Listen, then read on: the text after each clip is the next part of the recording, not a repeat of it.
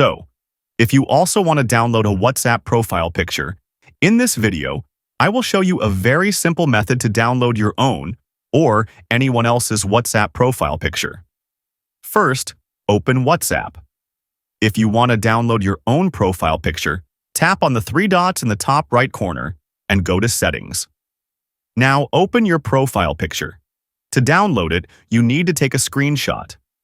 Most mobile phones have the same method for taking screenshots. If you don't know how to take a screenshot, you can watch our detailed tutorial on YouTube. To take a screenshot, swipe down from the top of your mobile screen to open the Quick Settings panel. Here, look for the screenshot icon. If you can't find it, you can add it manually from the settings. Once added, tap on the screenshot button to capture the image. After taking the screenshot, open the image and edit it by cropping out unnecessary parts. Once cropped, save the image, and now the WhatsApp profile picture is successfully downloaded to your phone. Now let's check this image in our mobile gallery. As you can see, this image has been successfully saved in our mobile gallery.